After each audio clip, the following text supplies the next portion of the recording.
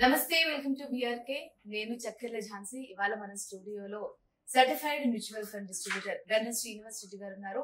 అసలు ఇన్వెస్ట్మెంట్ కి సంబంధించి పెట్టుబడులు పెడితే ఎలాంటి లాభాలు ఉంటాయి అనే దాని గురించి సార్ అయితే క్లియర్ గా అడిగి తెలుసుకుందాం.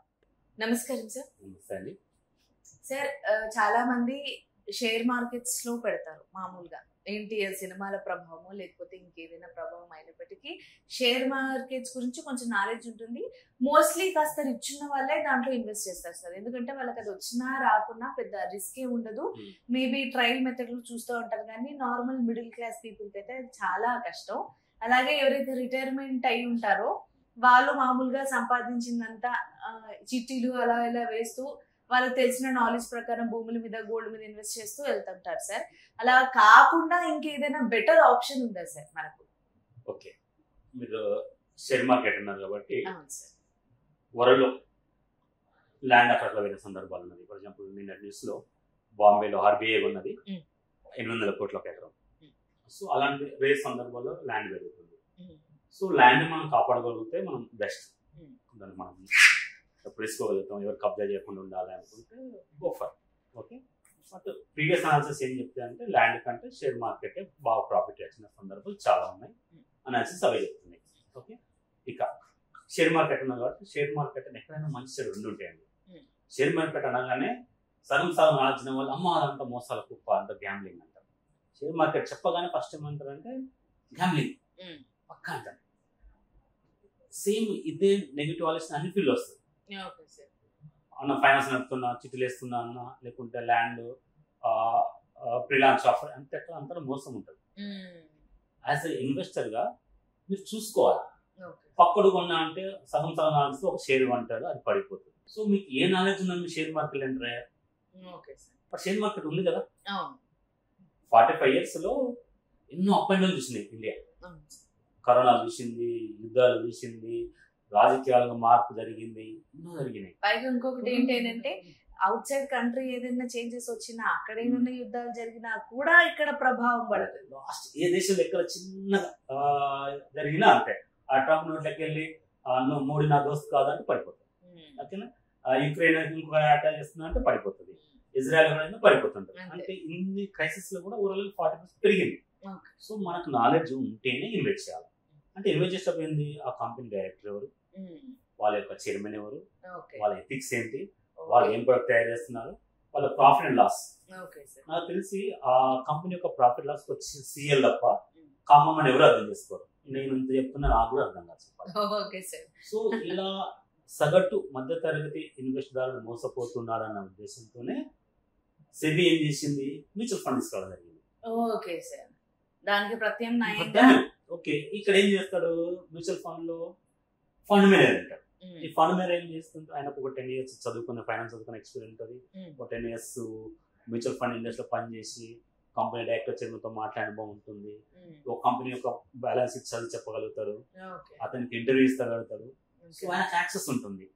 నేను ఇక్కడ కూర్చొని టాటా పవర్ ఏం లాభం నష్టం, వాళ్ళు ఎక్కడ ఇన్వెస్ట్ చేస్తున్నారు, వాళ్ళు ఎక్కడ ఛార్జింగ్ పని పెడుతున్నారు, వాళ్ళ ఫ్యూచర్ నాకు తెలియదు. సో సగటు మనిషి నువ్వు న్యూస్ విని ఇన్వెస్ట్ చేస్తా అంటావు. న్యూస్ ఇన్వెస్టర్కి అలా న్యూస్ రావడానికి 2 days ముందే జరిగిపోయింది. కాబట్టి నేను ఏమంటా అంటే షేర్ మార్కెట్ కంప్లీట్ నాలెడ్జ్ ఉంటే ఇన్వెస్ట్ చేయండి. ఇది ఒకటి, కంప్లీట్ నాలెడ్జ్ ఇన్వెస్ట్ చేయండి.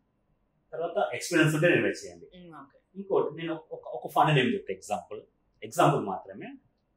ఒరాకిల్ ఫైనాన్స్ సర్వీస్, ఇది మనకు 2 days బ్యాక్ ఒరాకిల్ వాళ్ళు 30% పెరిగిపోయింది ఒకే రోజు.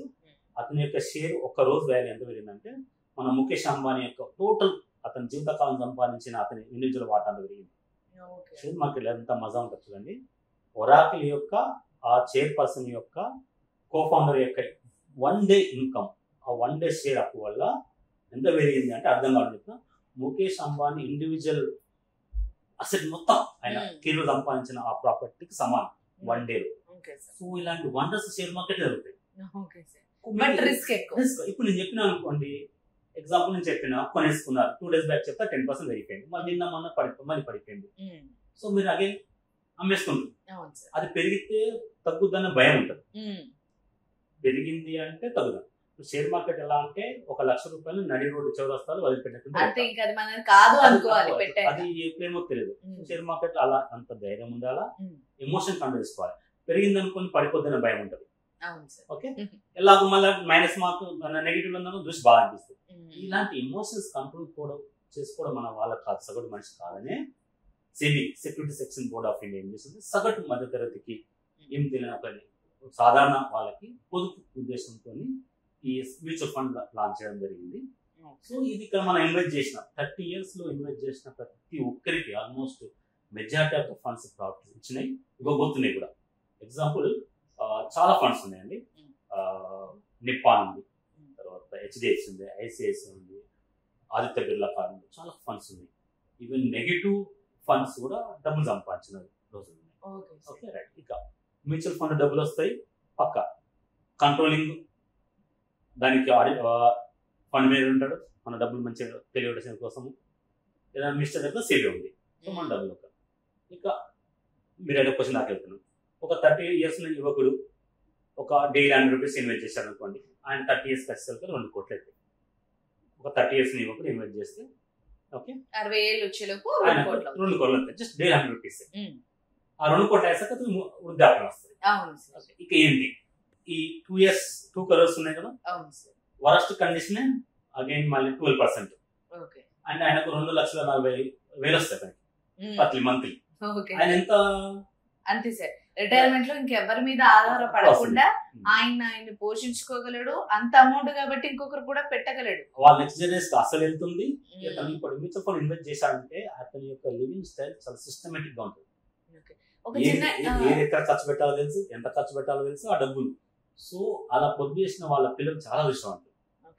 ఒక చిన్న డౌట్ సార్, నేను ఇది అంటే క్లియర్ ఐడియా కోసం మామూలుగా మ్యూచువల్ ఫండ్స్ లో మళ్ళీ మిడిల్ లో విత్డ్రా చేసుకోవచ్చా సార్? మిడిల్ లో విత్డ్రా చేసుకోవచ్చు. అలా చేసుకొని పక్షాన అలాగే ఉంటే గనక ఇంతకు ముందు మీరు చెప్పినట్టుగా 60 ఏళ్ళు వచ్చేసరికి ఒక లంసం అమౌంట్ వస్తుంది. సరే ఆ పీరియడ్ అయిపోయాక ఆ డబ్బులన్నీ డ్రా చేసుకోవచ్చా, అది కంటిన్యూ అవుతుందా? ఒకటి ఫస్ట్ ఏం చేద్దామంటే మ్యూచువల్ ఫండ్ లో మనం విత్డ్రా చేసుకోవచ్చు కదా, ఎప్పుడు వస్తున్నప్పుడు విత్డ్రా చేసుకోవచ్చు. విత్డ్రా చేసిన 2 working days లో మీకు బ్యాంక్ వస్తాయి. ఇది ఒకటి. మీ యొక్క టార్గెట్ గోల్ అచీవ్ అయినాము అన్నప్పుడు విత్డ్రా చేసుకోండి. ఓకే అవసరం అనుకోండి. ఇంకో టైమింగ్, ఫర్ ఎగ్జాంపుల్ మీ పిల్లడు బయటకు చదువుతున్నాడు, బైక్ కొనేయమంటాడు. ఓకే, పిల్లలు ఆనందం కాదని కదా, సో బైక్ కొనాలంటే లోన్ తీసుకోండి. ఇంట్లో గృహిణి ఆ ఇల్లు అడుగుతుంది, గృహలక్ష్మి అడుగుతుంది, నాకు పండగ వస్తుంది బంగారం కొనేయమంటారు, లోన్ తీసుకోండి. అదే మీకు ఆ గోల్డ్ 1 లక్ష రూపాయలు, 2 లక్షలు, 5 lakhs గోల్డే కదా, బట్ మీ 6 years. ఇక్కడ చెప్తున్నాను, మీరు మ్యూచువల్ ఫండ్ లో సక్సెస్ కావాలంటే ఫ్యామిలీ అందరిని ఎడ్యుకేట్ చేయండి. ఫ్యామిలీని అందరిని ఎడ్యుకేట్ చేసి మా దగ్గరికి వస్తే, నేను ఎంజాయ్ వెల్త్ మ్యూచువల్ ఫండ్ నేను పనిచేస్తుంటాను. ఓకే, మా దగ్గరికి వస్తే మేము మంచి భోజనం పెట్టి, మధ్యాహ్నం అయితే భోజనం, ఈవినింగ్ అయితే డిన్నర్ పెట్టేసి మీ ఫ్యామిలీ మొత్తానికి what is the Indian economy, companies ఏం చేస్తాయి, మీ డబ్బులు ఎక్కడ ఉంటాయి, ఎటు పోతాయి, మీ ఫ్యూచర్ ఏంటని మీకు మొత్తం ఇళ్ళందరికీ, మీ ఇంట్లో వాళ్ళందరికీ మేము ఎడ్యుకేట్ చేస్తాం. సో గృహిణి సపోర్ట్ లేదనుకోండి కొనియమంటారు. బట్ ఒక 6 years తర్వాత ఎలా ఉంటుంది మన లైఫ్ అనేది 70mm సినిమాలు చూపెట్టారనుకోండి, ఇక తప్పదు అన్నప్పుడు లోన్ తీసుకోండి. మ్యూచువల్ ఫండ్ లో మీరు ఫర్ ఎగ్జాంపుల్ 1 లక్ష ఉన్నది, అది టచ్ చేయకుండా వేరే లోన్ తీసుకోమంటారు. మ్యూచువల్ ఫండ్స్ లో లోన్ ఇస్తారు మరి మీకు, అది అలాగే పెట్టుకుని కూడా లోన్ ఇస్తారా? ఇప్పుడు 1 లక్ష రూపాయలు ఉంది, మీ టోటల్ వాల్యూ మీకు 1 లక్ష ఉంది, అందులో మీరు ఇచ్చేసి నెలకు 10,000 1 year లో 1 లక్ష రూపాయలు ఉంది, అలా 70,000 మీరు లోన్ తీసుకోవచ్చు. అది అలాగే ఉంటుంది. నామినల్ వాడితో మీకు లోన్ వస్తుంది. ఈ లోన్ ఏం చేయాలి, టార్గెట్ 2-3 years 4 years ఎట్లా వస్తుంది తీయాలి. బైక్ ఈఎంఐ అంతే కదా తీయాలి. మీ యొక్క టార్గెట్ మంత్ అల్టిమేట్ గోల్ అది అలాగే ఉంటుంది. అదే ఉంటుంది. సో ఇలా చేస్తే మీరు అల్టిమేట్ గోల్ ఎందుకంటే చెప్పుకుంటారా, మీరు హైదరాబాద్ లో చాలా మంది 60 years అయిన తర్వాత కూడా రిక్షా దొక్కే వాళ్ళు ఉన్నారు, కూరగాయలు అమ్మే వాళ్ళు ఉన్నారు, సెక్యూరిటీ గార్డ్ పనిచేసే వాళ్ళు ఉన్నారు. బంధన్ బ్యాంక్ అని ఒక మ్యూచువల్ ఫండ్ ఒక డాక్యుమెంటరీ మీద ఉంటుందండి, చూడండి. ప్రతి ఒక్కరు ఈడేట్ అయినా ఒక డాక్యుమెంటరీ మీద ఉంటుంది, హార్డ్లీ 30 minutes ఉంటుంది.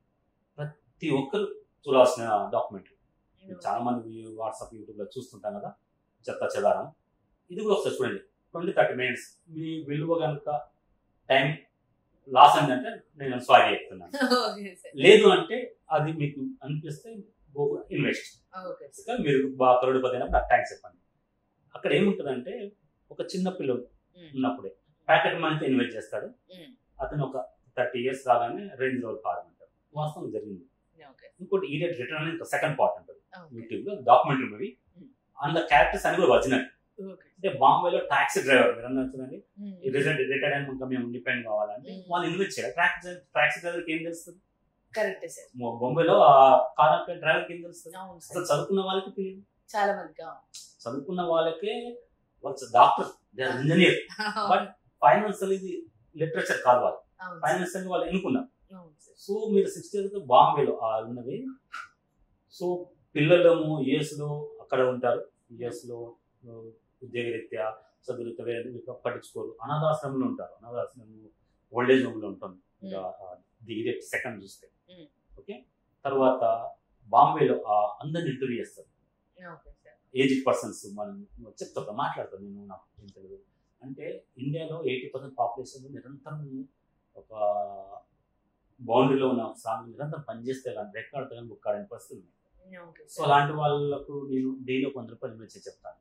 బట్ చెప్పడం ఈజీ, బట్ ఈ రోజులో సంసారాన్ని ఇదొచ్చు కానీ ఈ రెంటు, పిల్లల యొక్క స్కూల్ ఫీజులు, బట్టలు, ఇవన్నీ అంత ఈజీ కాదు. చాలా డబ్బు, ఇది చెప్పాలంటే చాలా ఏడుపు వస్తుంది, బాధాకరమైన విషయం.